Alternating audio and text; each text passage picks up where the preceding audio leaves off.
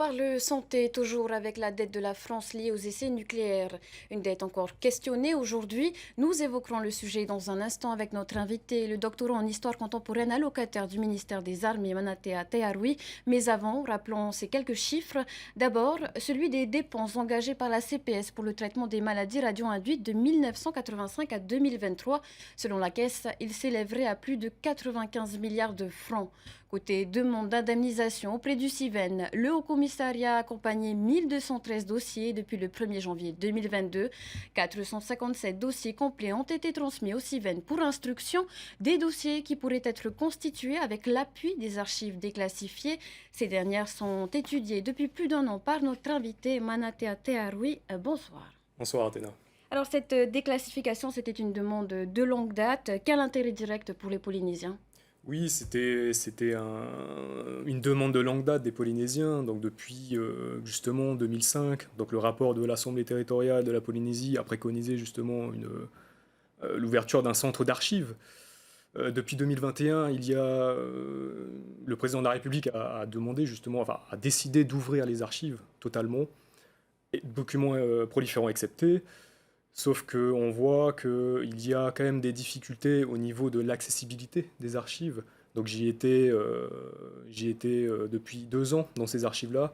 Donc l'utilité des archives pour les Polynésiens, en tout cas, c'est pour justement documenter l'histoire du CEP au niveau sanitaire, au niveau environnemental. On peut voilà, renouveler tout un pan de l'historiographie qui a été forgé dans les années 90. Et pour les Polynésiens en général, donc les Polynésiens peuvent justement aller dans les archives, parce que les archives ne sont pas que l'apanage des historiens, tous les citoyens peuvent y aller. Et voilà, les Polynésiens peuvent céder des archives pour instruire leur dossier au CIVEN. Donc ça, c'est très important. Sauf que voilà, il y a encore des difficultés liées à l'insularité, donc il faut aller sur place à Paris pour pouvoir voilà, compléter les dossiers. Et ça, je trouve que c'est très compliqué au niveau de l'accessibilité. Ouais, effectivement. Quels sont les premiers résultats de vos recherches ? Mes premiers résultats en termes d'historiographie, la lecture des archives permet de documenter vraiment l'ampleur en fait, des mensonges, du secret et des mensonges, à la fois de l'État et de l'armée française. Mensonges avérés aujourd'hui ?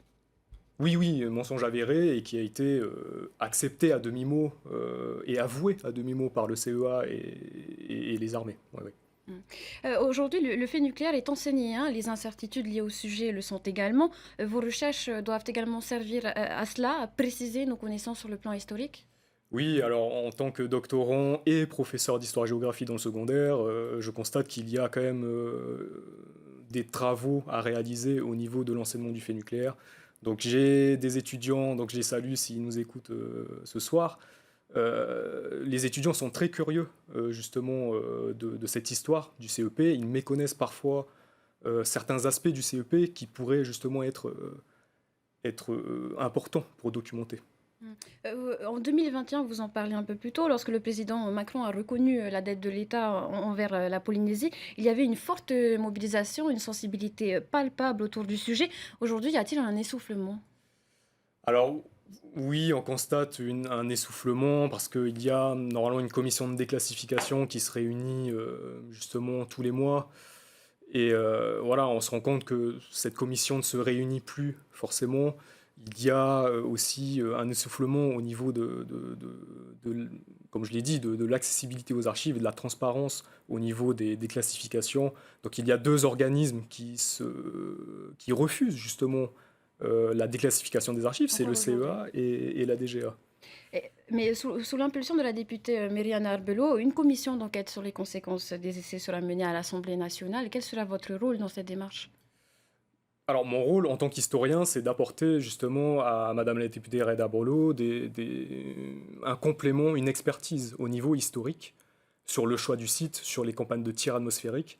Donc on peut apporter les historiens, voilà l'utilité des historiens dans la société, c'est de pouvoir justement apporter une expertise à des élus, donc à nos élus. Cela pourrait également servir pour le centre de mémoire, un centre qui est attendu depuis plusieurs années maintenant. Oui, alors nos travaux de recherche, justement, avec Renaud Meltz et Florence Meury, donc agrégée de géographie, post-doctorante, toutes les recherches qu'on mène pourraient alimenter le centre de mémoire. Donc il y a une énorme campagne d'entretien des anciens travailleurs du CEP menée par Renaud Meltz et Florence Meury, qui permettrait justement d'alimenter le contenu du centre de mémoire, du futur centre de mémoire. Ouais. Une dernière question. Plus tôt dans l'année, une délégation d'élus et d'État-Mari Mururoa ont été invités à Mururoa. Justement, vous en faisiez partie. C'est assez significatif de la volonté d'apaisement affichée par l'État. Pour autant, est-ce que cela suffit?